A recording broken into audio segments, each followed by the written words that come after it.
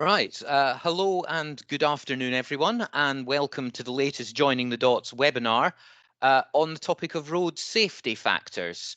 I hope that everybody can hear and see us fine, and I know that more people are arriving all the time. But I've just got a few words of welcome for you before we embark on today's content. My name is Bruce Walton. For those of you who don't know me, I am the Technical Director at Agilicis and Road Safety Analysis. And we are joined on today's Joining the Dots webinar by special guest stars from the Department for Transport. We have Matthew Tranter here and also Paul Baden, who is lurking in the background with a non-functional camera, but he is here. Matthew and I are going to be running through a presentation talking about road safety factors, talking about some approaches to analysing them, the decisions that the Stats 19 review made, and then Matthew will be telling us a bit about the very limited amount of data we've got so far and what we can learn from it. The whole question of how we change over from contributory factors to road safety factors is going to be a very important one for those of us who are practitioners of road data safety over the next 2 or 3 years. And we'd like to think of this as being the beginning of a conversation and the beginning of a process to work out how we're best to handle it. For those of you who are users of Mast Online, by the way, I can assure you that Mast Online will support analysis with road safety factors, just as it currently does with contributory factors. And we'll be talking in more detail about how it will do that in the next Mast user group. So if you are a Mast user, watch your email inbox for an invitation to the Mast user group when this business will rear again. In particular, we'll talk there about how road safety factors overlap with the fatal four and that kind of thing in a bit more detail than we'll have time for today. I'd just like to remind everyone that this webinar is being recorded because it's part of the Joining the Dots conference webinar series. It will be made available for viewing on our YouTube channel alongside other Joining the Dots content. So you can go back and refresh your memory of it there again. And of course, we will be happy to take questions. So there is a Q&A button on your screens. Please use that if you've got any specific questions which you would like any of the speakers to discuss later on in the webinar. And of course, there's also an open chat if you'd like to talk more generally about the content of what we're talking about. So having said that, without further ado, our presentation is a thing of two halves. I'm going first and Matthew is going second, I believe, is the way around this is going, but Matthew is driving the presentation. So I'm looking at him to expect that to begin. Oh, I think that's the PowerPoint screen, but there we go. Yay.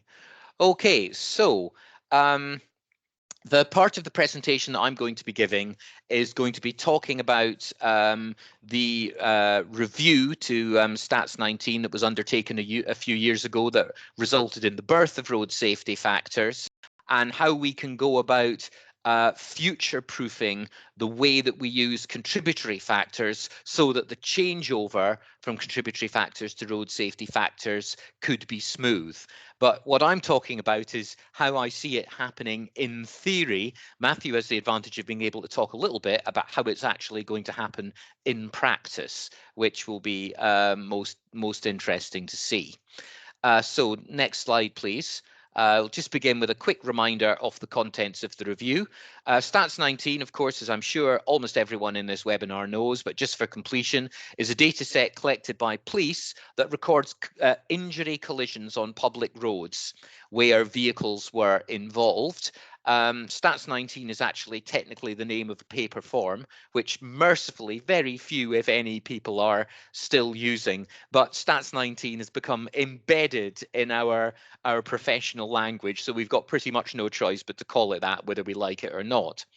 Now, Stats 19 comes with a requirement for periodic formal review. It's quite important that you don't just let these things ossify, but you review them to make sure that the data that you collect is actually meeting the needs of the people that it's collected for and is reasonably practicable for the people who have to collect it, which in this case, of course, the brunt falls on police officers and back office staff in police forces to make sure that data is collected and sorted. Often it's local authorities who take on the validation and quality assurance of that, and ultimately the Department for Transport need to be able to collect it into a coherent data set that drives a national statistic. So it's necessary for that to be reviewed. In theory, it's reviewed about every 5 years. The last review commenced in 2018. I was part of the body that conducted that review. It did get a bit interrupted by the pandemic. It took rather longer to complete the process of the review than it might otherwise under different circumstances. But there is a final review link available in the presentation there. That was the output of the review. By the way, the slides that we're going through in today's webinar will be made available to everyone after the webinar is complete. So if you want to click on that link or any other content, you will be able to do so. And the two main things that the last Stats 19 review looked at were the question of injury severity and how that is recorded and how that is reported, which is something we're not going to talk about in today's webinar, and also a re-examination of contributory factors. They were introduced in the 2005 review. 2006 was the first year we had a complete set of contributory factors, and since then they've become an important tool for practitioners, but there were various ways in which they were not terribly fit for purpose. So reviewing that was an important component of the Stats 19 review. Next slide, please. So the review, of course, is now going to be implemented. So implementing it means there will be a new set of instructions on how to complete Stats 19 for police officers, also known as Stats 20. And there will be new data specification documentation, which I believe now exists in final draft form. That's also known as Stats 21, and that will describe in detail the exact specification of how the data needs to be transferred between systems and that sort of thing, and is very necessary for technical implementation. Now, there's many things that have to be done to go through the review, and of course, not all of these things can be done in a day. They can't be done overnight. And so perhaps Matthew or Paul will address a bit later in the webinar the ins and the outs of how far through the process we are and what stumbling blocks there have been. But you can see from that slide that there's a lot involved. But the fundamental bottom line is it is expected that all forces will have implemented the new specification of Stats 19 by the end of 2024. And for the purpose of today's webinar, the most important point about that is that means that by the end of 2024, they will be collecting road safety factors and not contributory factors anymore. So where does this leave the road safety profession? Well, next slide, please. The way that road safety is primarily looking to focus its strategy and therefore also its data analysis going forward is in terms of the safe system. Yeah, so it is not our role simply to be reactive and notice that things happened in the past and do something to prevent that exact thing happening in the future. We're trying to create a complete holistic system that proactively protects road users from death and life-changing injury. And those pie slices that you see in that diagram you're looking at here are the components of the road safety safe system. And of those 6 components, 4 of them are directly relevant to road safety factors. And this is something that Heather and Lynn very much took at the heart of their considerations during the review.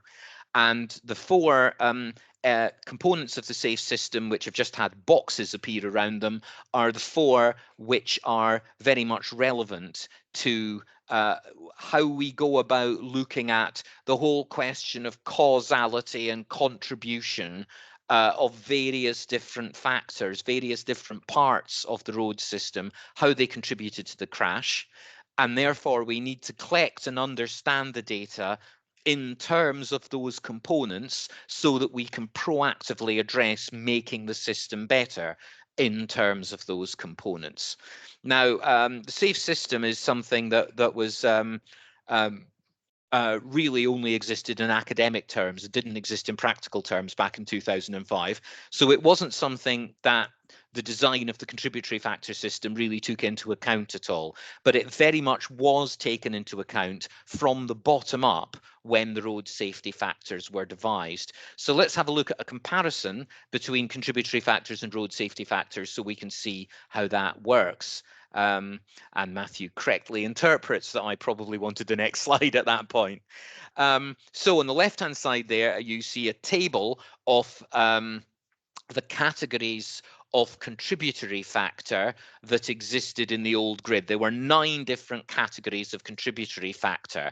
The only sense in which those were in any way grouped together was the 300 to 700 series, the categories 3 to 7 on there.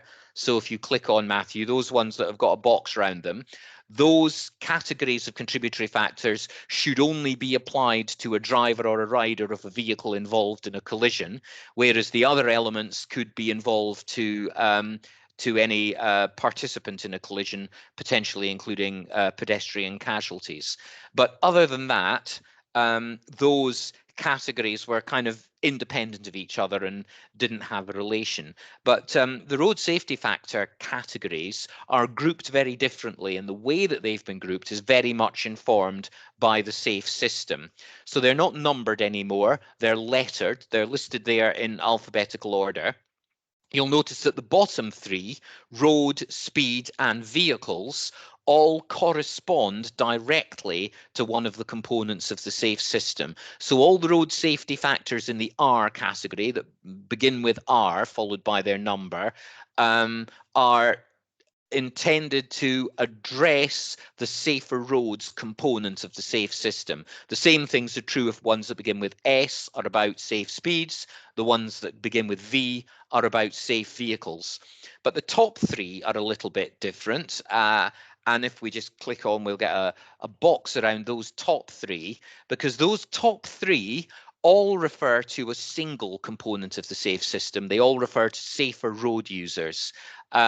Behavior, distraction, and vulnerable road users are 3 subcategories, if you like, that are all relevant to the safer road users component of the safe system. So the way to think of the road safety factor categories is the fact that they are helping you to identify features of collisions that are relevant when you're considering how to implement different components of the safe system. So let's have a look in a bit more detail at each of those 6 road safety factor categories, and I'll point out a few things as we go along. First of all, though, that is a list down the left-hand side of some old contributory factors that will be known and loved, no doubt, to many of you, and you can see that there's a whole bunch of them, over 20 of them there, that all fall into the new road safety factor behavior or inexperience category. But rather than being fragmented into 20 different things, some of them have been merged together. For example, if you click Matthew, you'll see that 2 in the middle there I've picked out. Everybody's favourite contributory factor, failed to look, 405, which I've always thought is a bit of a truism, because probably if they'd looked, they wouldn't have hit it in the first place. You can see that 405 and 406 were formerly 2 different contributory factors, but the review has grouped them together into a single road safety factor, ineffective observation. Yeah.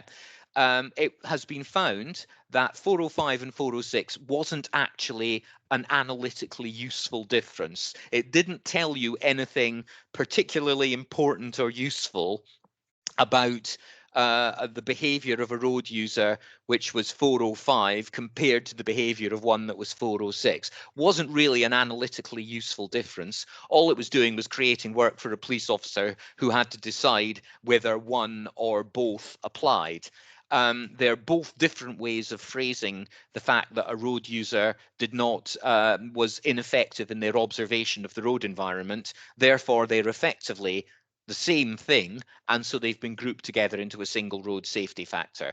So all of those things are behaviour and inexperience, and listed down the right-hand side, you can see how they've been grouped into different road safety factors. Let's move on to look at the next one, which is distraction or impairment. And again, you can see a number of old factors from the 500, 700 and 800 series have all been grouped together here. But here you've got some interesting examples of things that can't usefully be grouped together because they work perfectly well on their own, and it would actually be a loss of granularity, a loss of precision in the system if we did group them. So an example here is number 504, uncorrected defective eyesight, and that CF has survived unchanged into the road safety factor era. It corresponds exactly to a single factor in the D series of road safety factors, the distraction element of road user behaviour. Moving on to the next slide, we've got non-motorised road users. So we're talking specifically here about things that affect the manner in which non-motorised road users interact with an environment that's dominated by motor vehicles. And there used to be an old 800 series that of contributory factors that applied to pedestrians only. It was decided that it was more appropriate to unite all non-motorised road users, that is, pedestrians, pedal cyclists, horse riders, and users of personal transportation devices together into a single thing, or at least personal transportation devices that aren't motorised. So let's have a look at one way in which those were grouped. You can see that there's two factors here from different contributory factor series. A 500 factor that could only be applied to a vehicle rider, and an 800 factor that could only be applied to a pedestrian under the old system are pooled together into a single road safety factor in the new system because non-motorised road users are being treated as a group. The thing that holds those non-motorised road users together is they don't have a requirement for license and insurance in the way that users of motor vehicles do. And that presently, of course, is true of users of personal transportation devices. How long for? Who knows? That's another whole nother webinar right there. Okay, so let's move on and have a look at the categories of road safety factors that do correspond directly to an element of the safe system. First one here is road contributory factors. So there you've got things from the old 100 series and most of the old 700 series, which are connected to the road environment in one way or another. The road environment contributed to the collision, and making a safer road is something that information can usefully be drawn by the allocation of these road safety factors to a collision or a road user within them. The next set is interesting because it's one of the most analytically frequently used set of contributory factors, and that is speed contributory factors. So here are all the old contributory factors that have been put into the safer speeds component of the safe system. Nobody who's used contributory factors will be surprised to see 306 and 307 up at the top of this list, which were traditionally the two that were used to identify excessive or inappropriate speed and analytically to identify collisions where speed was a factor. But you'll see that there are quite a number of other contributory factors that were in there that are also indicative of inappropriate speed choice and were considered therefore to belong most appropriately with the speed component of the safe system. And I think it's particularly interesting to look at a group in the middle there. We had swerved and loss of control. And I'm very glad to see those go personally as a separate thing, because I always felt they were a symptom of behavior rather than being diagnostic of anything that we as road safety professionals could actually do to make the system safer. So they've been grouped together along with 307, traveling too fast for conditions. If you had to swerve or if you lost control of your vehicle, the chances are you hadn't made an appropriate speed choice for the circumstances you were in at the time.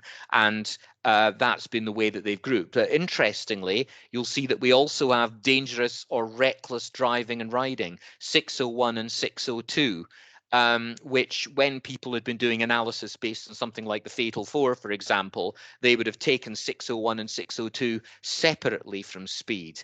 But generally speaking, again, that kind of behavior is indicative of inappropriate speed choice and has therefore been placed together. Now, of course, it's an likely analytical consequence of this that when we start to group the old contributory factors in this way under the safer speeds component of the safe system, we're going to get more speed-related collisions than we would have done if we'd been analysing with contributory factors. But that's something that we're going to have to be transparent about and make sure that we explain to people so they understand why things are as they are. But it's not necessarily in the long run a bad thing, because it means we'll get a more accurate understanding of how speed interacts with the rest of the road system to create road danger. Okay, and finally, the least frequently used set of contributory factors here is the vehicles contributory factors. Again, most of them from the 200 series, one from the 700 series, representing the way that different vehicles are the way that different vehicles and problems with vehicles could be contributing. One thing that's been taken into account here is whether or not it's a fair ask on an officer who is, after all, completing this report in the immediate aftermath of attending the scene, of whether or not they can reasonably be expected to know what vehicle defects were or were not present. And so it's notable that if you click on there, there's two in the middle there: defective brakes, defective steering, suspension, have been grouped together under other vehicle defects, allowing the vehicle, allowing the police officer to say, there may well have been something wrong with the vehicle. There's something about the circumstances of the collision or what the witnesses have said that lead me to believe vehicle defects might have been involved, without actually expecting them to have a mechanical analysis of exactly what had gone wrong, which makes it a fairer ask on the officer and still gives us the useful information that we want to have to understand that safer vehicles was the relevant component of the system, without actually putting excessive weight on the officer. Because making this simpler and more consistent to report was one of the main things that the review wanted to pull out. So what does that leave us with finally? Well, that leaves us with a whole bunch of contributory factors that do not have any direct mapping onto any road safety factor equivalent. You'll notice that for this list of contributory factors, unlike the list of slides that I've previously gone through, they do not map to an individual road safety factor. However, one could possibly map them to a road safety factor category. And that column on the right is a putative possible way of associating contributory factors with a road safety factor category, so that we can analyze contributory factor information in a safe system oriented manner, and in a way that will be consistent with the way that we will be analysing road safety factors in the future, but without actually losing the data, losing the fact that police officers in previous years have made the decision to assign these factors, and therefore they're evidence of something that we've got.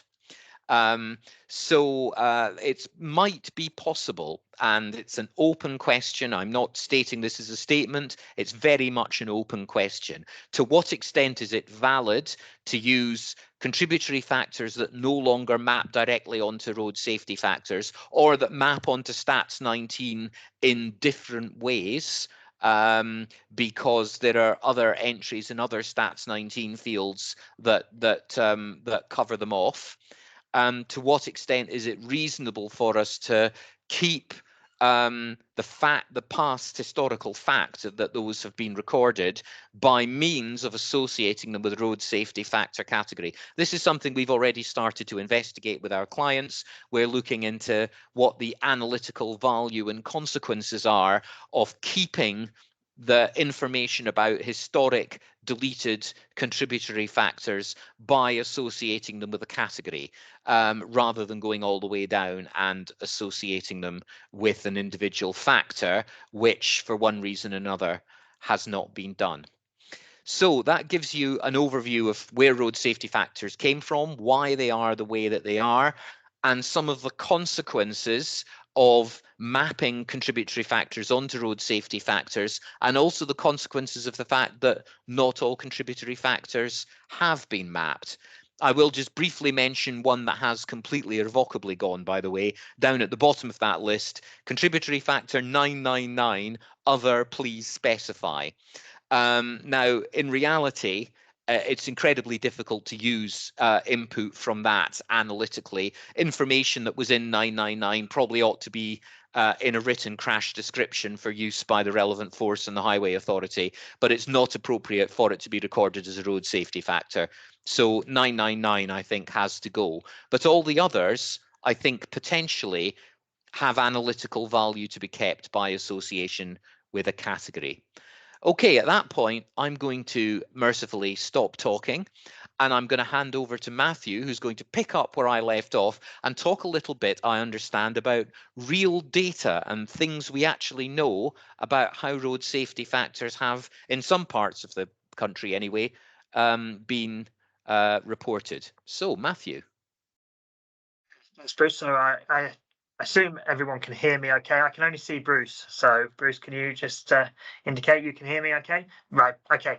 Thank you very much. So I'm not quite going to do as much as Bruce has suggested, but I am going to talk a little bit about where we are with the recording of road safety factors and contributory factors, how police forces how far along police forces are in adopting them, and how that might impact on what we publish in our data and statistics, but largely based on mapping from past data rather than looking at what's currently being collected and coming through the system. But I'll come back to that.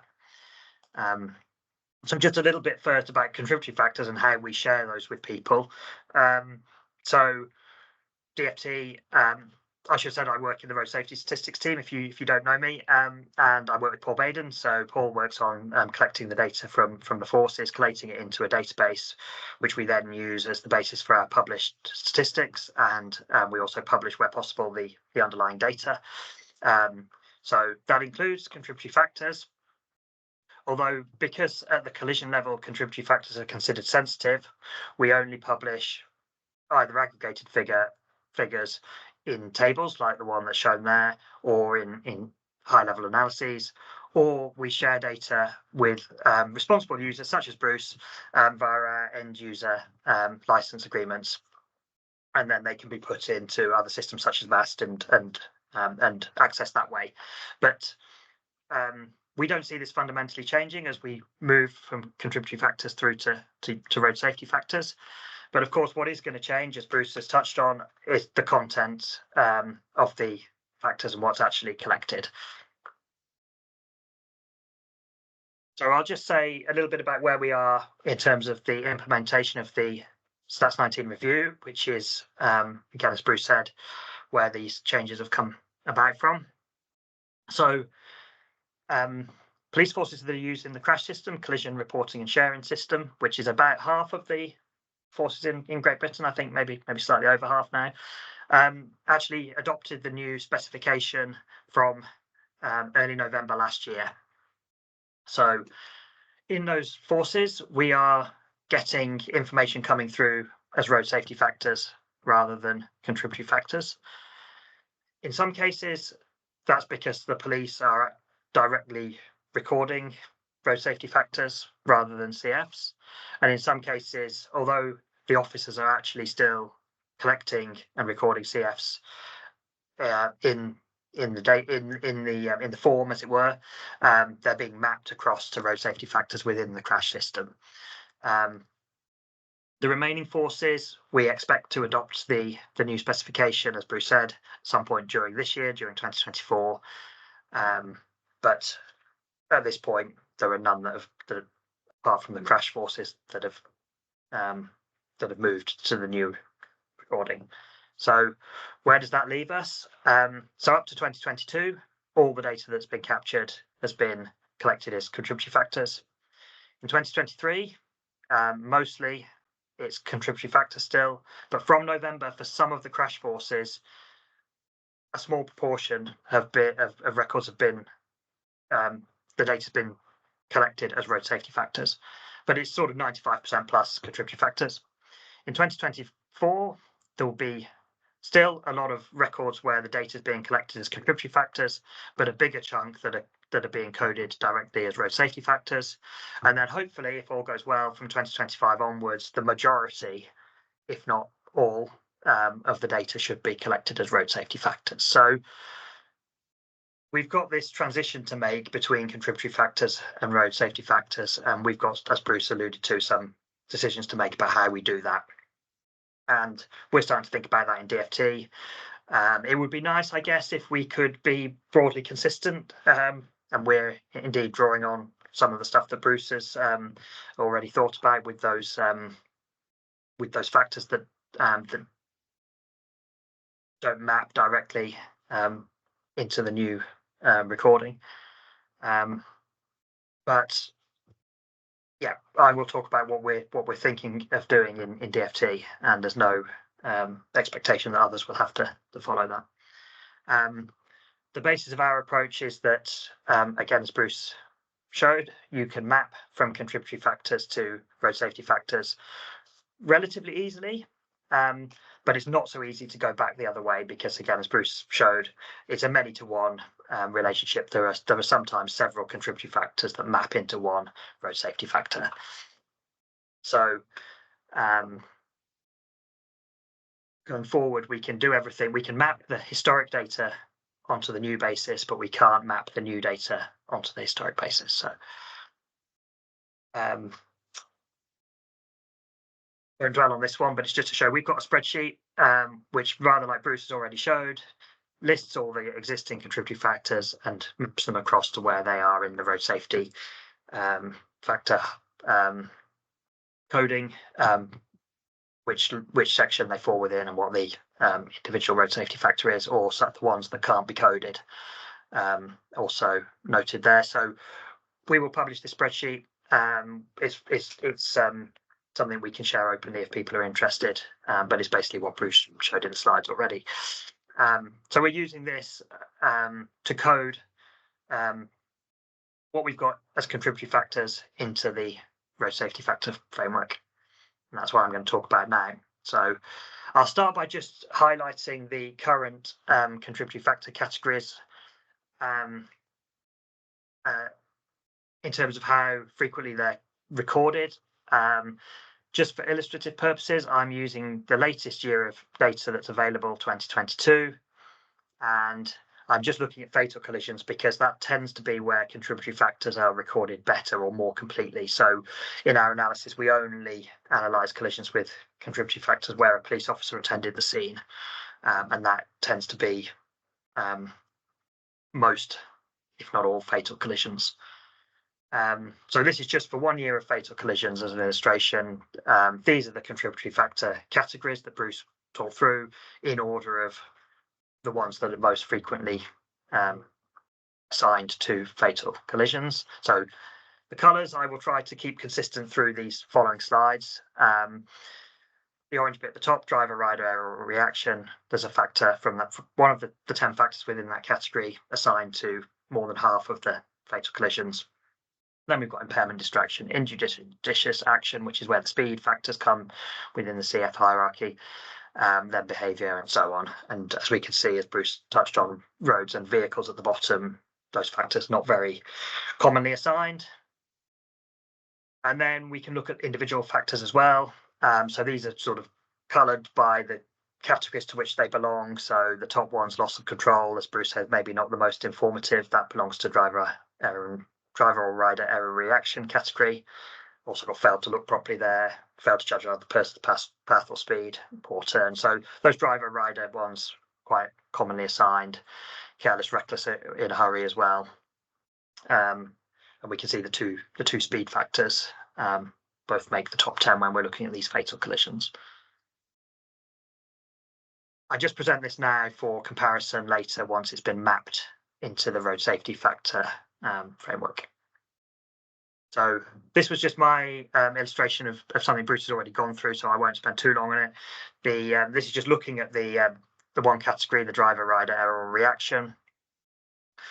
So the bar down the left-hand side there is just showing of the 10 factors.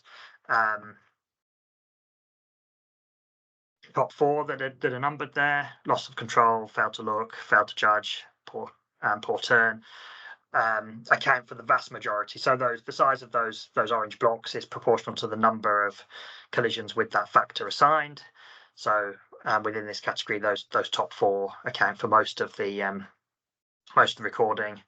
And as Bruce already touched on, we can map from the contributory factor over to the road safety factor, which is what's shown in the right-hand column of that table. Most of these ones concerned with driver rider errors map across to the behavior sort of strand of the road safety factors, but a couple map. The first one, loss of control and swerved, again, as Bruce showed, they map to one of the speed road safety factors. So that's just to highlight the fact that within one category in the CFs, we're mapping to different categories in the road safety factors, which I will now try to illustrate at a more high level in the next slide. So just bear with me. So this, I will try and use some new. I've just noticed there's some new tools down here which I can use a laser pointer, which I've never clicked on before. So I thought could possibly go wrong. I'll see. I don't know if is that showing something on the screen.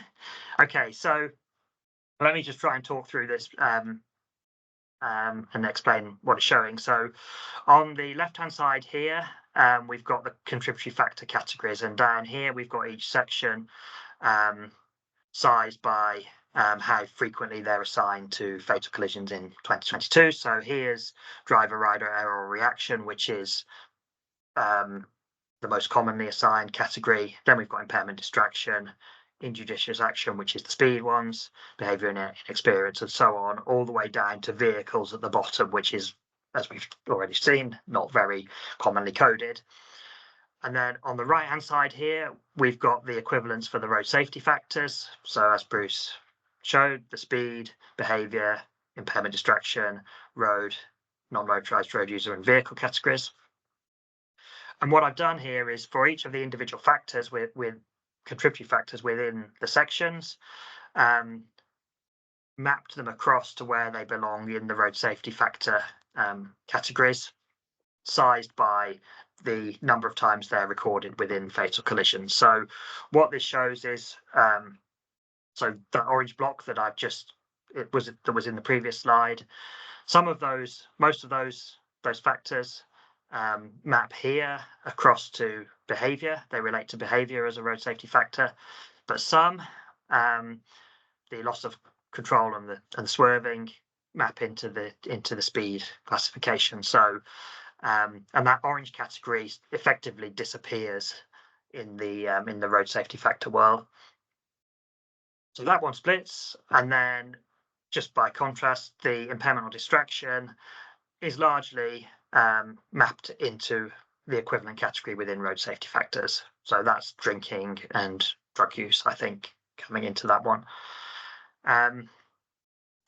One other thing, just to illustrate, which again Bruce brought out, was the pedestrian only factor. So the purple bit here.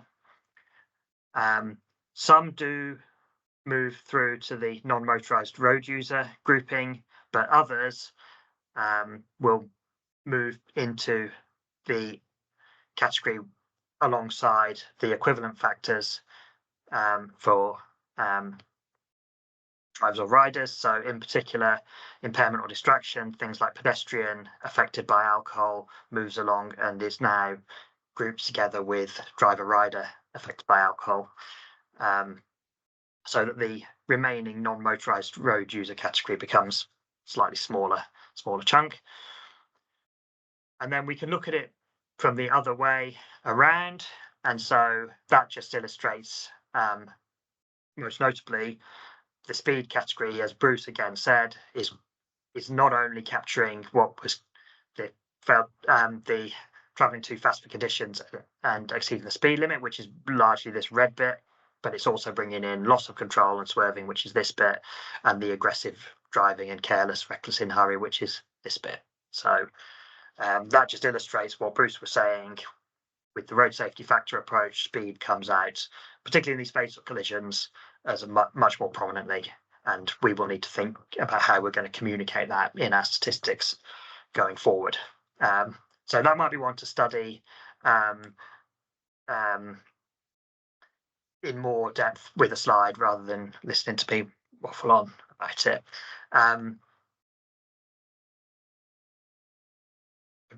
Trying to lose the laser pointer, but there we go. This is just then to flip it around the other way. So I showed previously mapping from contributory factors into road safety factors, and this is road safety factors and where they come from within the CF categorization. So again, Bruce has touched on this, so I won't dwell on it. But there's 5 factors within the RSF speed category, of which the top 3 here on the left hand side, S2, S4, and S1 are account for almost all of the recording. The other one, there's one about slow moving vehicles, which is not very commonly assigned in fatal collisions. These top 3 come from a range of different contributory factors. So again, exactly as Bruce said, we've got in here loss of control and swerved from the driver rider error or reaction. CF category, we've got the red ones are sort of the traditional speed ones, and then the blue ones are the aggressive and careless driving. Probably worth saying that this is based on mapping what police officers have coded as contributory factors, and then using that lookup table to count the road safety factors, sometimes grouping them together. When police are actually recording directly road safety factors, there may be some differences in what this pattern looks like, but we won't know that until we've got a bit more data coming through from some of those crash forces that have started to actually capture the data in that way. So now I'm just going to look the equivalent of what I did earlier. So this is the road safety factor categories in terms, so mapped from contributory factors for 2022 fatal collisions. The little chart in the bottom right here is just to show the equivalent for the contributory factors. So that orange bar, driver rider error or reaction, that's sort of disappeared and been assigned within some of the other categories, particularly speed and then behavior. But then the next, so speed becomes much more prominent, as we've already seen. Behavior is still up there, and impairment distraction.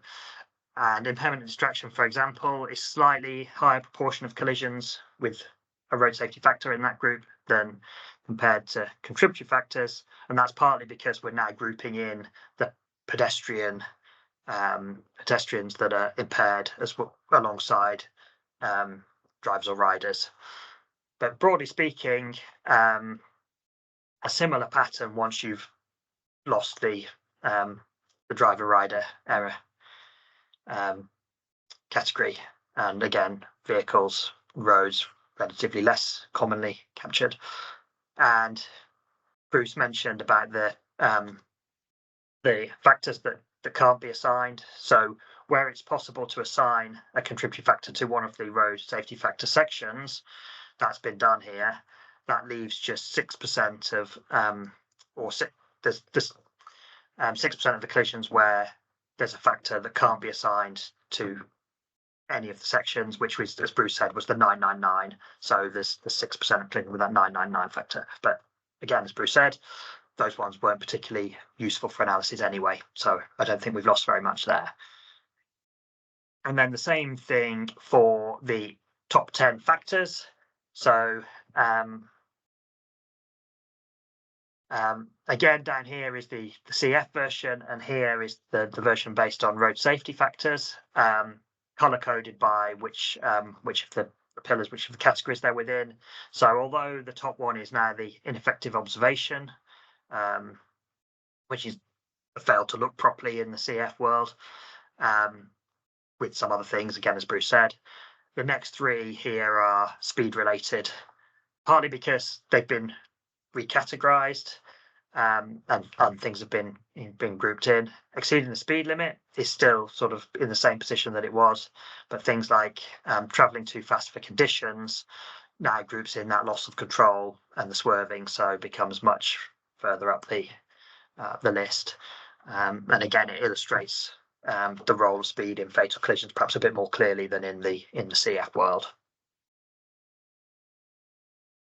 And then finally, this is just the individual factors that have not been assigned to a particular road safety factor. Again, as Bruce showed, they can be assigned to one of the categories. But this for, again, fatal collisions in 2022, just to show the numbers involved. So it's only really the road layout, the 108 CF, which has got anything above 10 collisions here. Most of these others are pretty small counts. And again, as Bruce alluded to, there's other ways, other insight within Stats 19 or other variables within Stats 19 that can be used to provide insights, I should say. So animal or object in the carriageway can be determined from carriageway hazard variables. And then we've got these other ones, the 999s, which are the ones that, yeah, they're completely lost. But once again, that's not such a bad loss because they're not telling us much at the moment. Right, I'll start faffing around with that laser pointer now. So, as I said, most of what I've shown, in fact, all of what I've shown here has been for 2022 data by mapping using that spreadsheet. But we have started to now get some data coming through from some crash forces where the road safety factors have been coded directly. Not enough to analyse for this presentation, I'm afraid, but something we hope to look at in future. So for 2023, we've got around 2,300 collisions, which are using the new specification in full. So as far as we can tell, road safety factors have been coded. That compares with another 40,000 collisions in crash where we're mapping from CFs to RSFs. And of course, there are the non-crash forces as well. So out of roughly 100,000 collisions probably a year, we've got 2,000, so roughly 2%, 2-3%, where we're getting road safety factors coming through rather than CFs for 2023. And that proportion will only go up over time as more forces adopt the new specification. So this may have some impact on what is captured and what patterns are shown. It's too early to make a good assessment of that. I have done something to look at it, and there's a bit of noise in the data. The sample sizes are a bit too small to draw any firm conclusions at this point. One thing that we can look at, just as a starter, is the number of factors that are recorded per collision, and this seems to have increased slightly for those forces that are using road safety factors. So for contributory factors, it's roughly, on average, of collisions of all severities, around 2 factors per collision. And for road safety factors, admittedly a much smaller sample, it's gone up to around 2.5, 2.6. The review actually suggested that, or recommended that at least 1 factor should be completed for each participant in the collision, and 3 to 6 factors overall. So we've got around 2/3 of factors where there are 3 or more, 2/3 of collisions where there are 3 or more factors.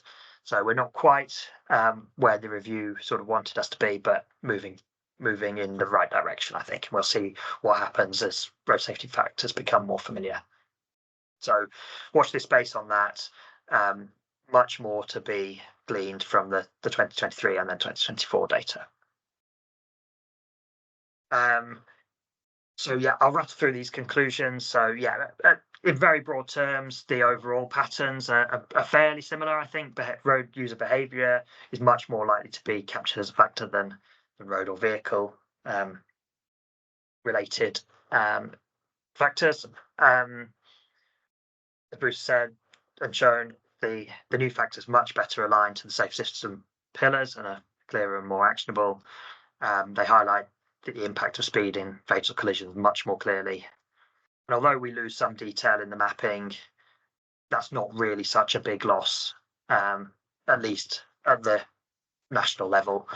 There may be some more niche analyses which are more difficult with road safety factors.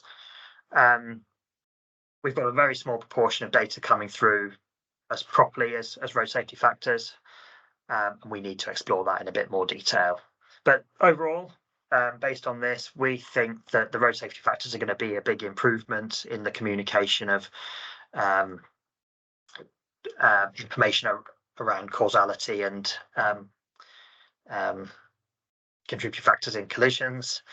And we think with the mapping we've got enough to be making a start on presenting the data in that way from 2023 data year onwards. So that's what we're planning to do later in the year. So I will just go very briefly through our proposed way forward. So for the 2023 final data we're going to be publishing this September, we intend to present road safety factors as the main figures by using this mapping,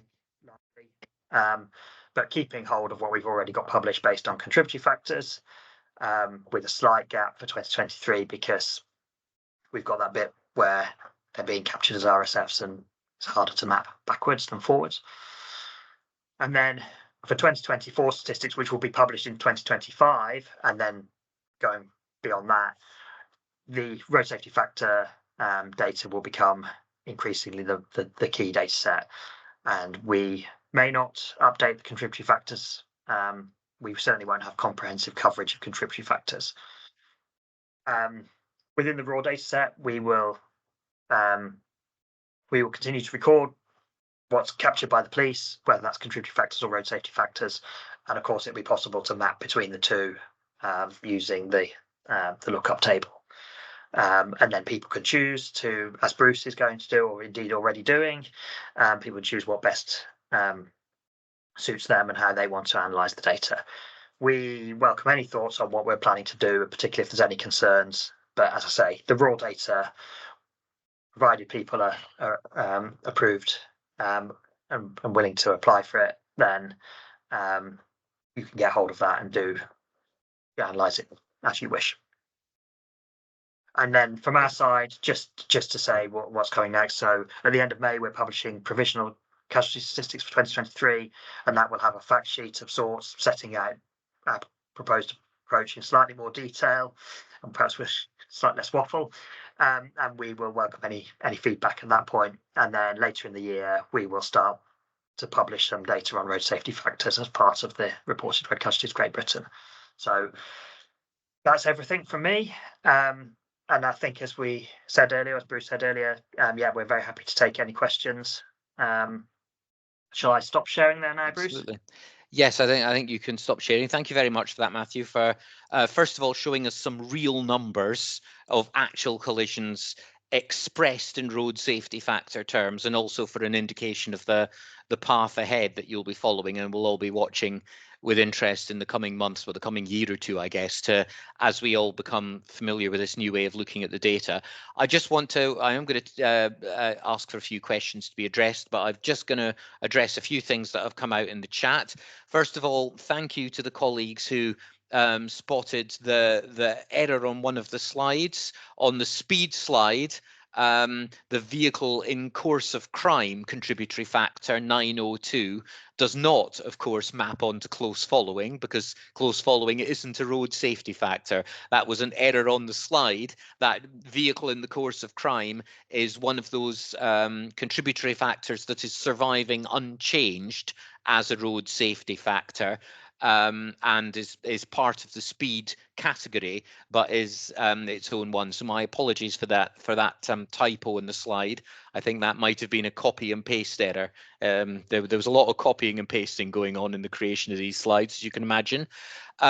We've had a couple of questions arising out of deleted contributory factors that people used. For example, animals other than ridden horses in the carriageway, and people have been mentioning things like certain road features such as bends. Some of these things are, of course, already represented elsewhere in the Stats 19 dataset, and one of the things that the review considered was where we were kind of double counting or double recording, and creating a confusion by asking an officer to record whether something was present in one place and then whether or not it contributed in another place, and whether that was potentially creating confusion in the data. So an animal in the carriageway where it contributed to the collision should now be recorded as a code under animal or objects in as animal or object in carriageway, which is in the carriageway hazards attendant factor field. So the information is still being recorded in Stats 19, but it's being recorded in a different place. Similarly, the presence of bends is recorded as a vehicle maneuver. So there are some things that were almost being double counted as contributory factors that you can pick out from elsewhere. So I just wanted to clarify that point, just in case there was anybody in doubt about those. Now, looking at the questions that we've had, and there's quite a number of them have come in. So going back to the beginning, Pawan asked, how were the mapping decisions informed, and were there any experiments on what factors officers would select for the same collision under the two systems? Matthew, was the mapping of CFs to RSFs informed by any kind of research, as Pawan was asking? I have to defer to Mr. Baden on that one. If Paul, are you here? The mapping was the mapping was actually developed before I was around, so in this role. So yeah, Paul, are you able to shed any light on that one? So there was an academic paper that was looking at the road safety factors, and that was presented at the Standing Committee on Road Accident Statistics at that time. So this was again looking at how the system was being used at present and how it could be recorded in the future. I don't believe there was any actual testing of police officers in the field for this, but giving them less options to select was part of the overall aim of this. I'll have a dig through and see if I can find out the research paper. Great, thank you for that, Paul. Just looking down a few other ones of these, about whether or not road safety factors will be a mandatory field. Now, it is my understanding that police officers are strongly encouraged to record at least one factor where they attend a collision. Yeah, but picking up on another question about that came up somewhere in the chat, yes, about collisions recorded over the counter or online. My understanding is that those will not have road safety factors assigned, because the purpose of them is to collect the opinion of the police officer, not to collect the opinion of a person standing behind a desk or filling in an online form. So the answer is no. Road safety factors are for reported fields. A question about vehicle weight, which I believe Paul answered in the chat, that is already supplied by the Department for Transport and made available. In answer to Brian's question about the published, I can tell you about MAST. MAST will continue to expose legacy contributory factor data for as long as there is a user need for it. but we will also be looking at options to map the historic contributory factor data to road safety factors, so it's possible to use MAST to do long-term trend analysis and that kind of thing in a continuous way. And Brian, I encourage you to come to the next MAST user group meeting when we can have a more in detail conversation about that.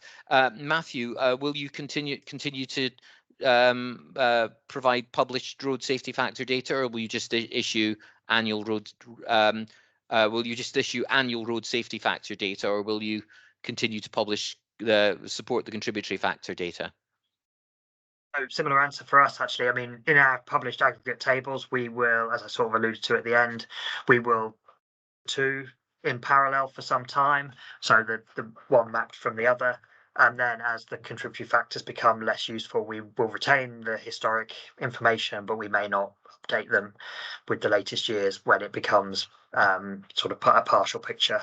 And in the in the data sets that we make available, then I guess we will explore the value in doing the mapping, applying the mapping, or providing a lookup table that allows people to do it. But if there is, if it's helpful, we can easily recode things from CFs to RSFs using our version of the that lookup table. But then, as I said, if people want to do their own thing, they'll have the raw data originally captured to be able to do that as well. Yes, we may possibly be doing a little bit of our own thing in MAST, but we'll have to see how the whole thing develops. We have been asked, will factors still be assigned to a vehicle driver, rider, or a pedestrian casualty? And the answer to that question is yes, they will. The assignment system hasn't changed from contributory factors, so a road safety factor will be assigned with a very likely or possible choice and assigned to a specific vehicle or a specific casualty in the same way that CFs were. Helen asks about the single online home form. Hi, Helen. Were you asking about whether CFs are going to be, whether road safety factors are going to be included in the form, which I believe they won't be, or were you talking about amending that form for the outcome of the Stats 19 review more generally? I'm not quite sure what you were asking there. You might want to post a chat question just clarifying that. Oliver asks about caveating RSF analysis that's been converted. Certainly, when we publish this for our clients, we will be caveating this explicitly, certainly for the next 3 or 4 years as everybody gets accustomed to it. Matthew, I imagine you'll be caveating your publication similarly. Yes, absolutely. And I mean, I think the one thing that we haven't had a chance to look into yet is the impact on trends over time, and particularly over the next few years. So we will certainly apply some form of caveats, and how far we go will depend on where we get to when we've actually analysed a bit more real road safety factor data, and that will help us to understand, what might be going on, and whether that might be impacting on some of the trends we're seeing.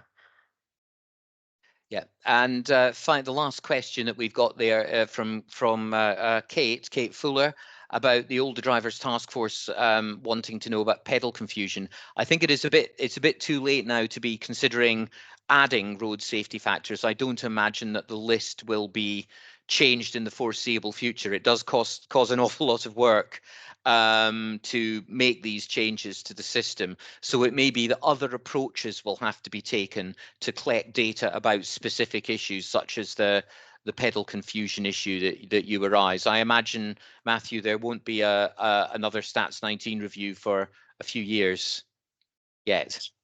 That's our expectation, because we're still implementing the recommendations from the last one, the 2018 one, and we're here in 2024.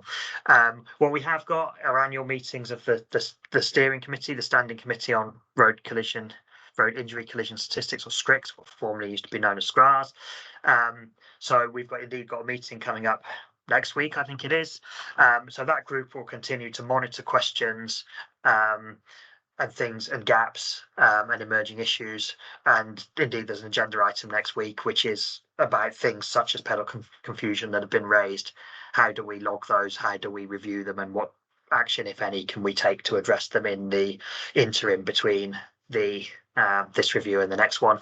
And the final thing I'll just say on Stats 19 reviews is, I mean, we are I think I'm allowed to say we are hoping within in DFT that in time police forces will adopt the crash system, and if all police forces were to adopt the same system, that would make the process of making updates and changes much more straightforward. But obviously we're some time away from being in that position. So yeah, I think Kate, we might have a chat booked in about pedal confusion at some point in the next month, so be happy to go into more detail now. Okay, well, thank you very much for that. We have run slightly over time. I will apologise for the fact that has been pointed out in the chat, and thank you, Paul, for correcting me, that, of course, the bend manoeuvres that I alluded to have been removed as part of the Stats 19 review, which I did know, but had temporarily forgotten in the moment, which means you can't find bends in that way anymore. Although in this day and age, of course, there are spatial methods of looking at curvature in a road and identifying bends, something we have undertaken for clients in the past, and might in the long run be a more accurate way of identifying that kind of issue than asking police officers to record fields in a database. Paul, you've unmuted. Nope, he's remuted. I hadn't done anything. I was just tapping in the thing. I agree, because it's sort of like one person's determination of what a bend is might not be another. Having a more systematic way of going through deciding on what curvature would constitute a bend might be a more pragmatic way of approaching that.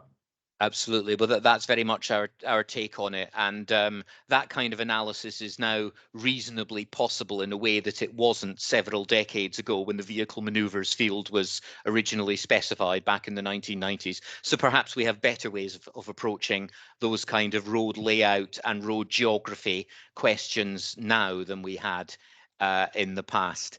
And on the thought that Brian leaves us with, that all police officers should be provided with an enormous protractor to use to measure bend curvature while they are on the scene of a collision, which I think is a delightful mental image. I will say thank you very much to Matthew and Paul for your contributions, both during this webinar and behind the scenes while we were setting it up. Thank you to Steve from Agilicis for facilitating the technical side, and thank you to all of you. There were over 100 people attending today's webinar, which I think indicates what strong interest there is across the sector in this topic, and for considering how we're going to take it forward. This is not a concluded conversation. We will certainly talk more about it as time goes on. So for the moment, I'm going to say thank you very much and farewell to all of you. May you all have an enjoyable rest of the day. Goodbye.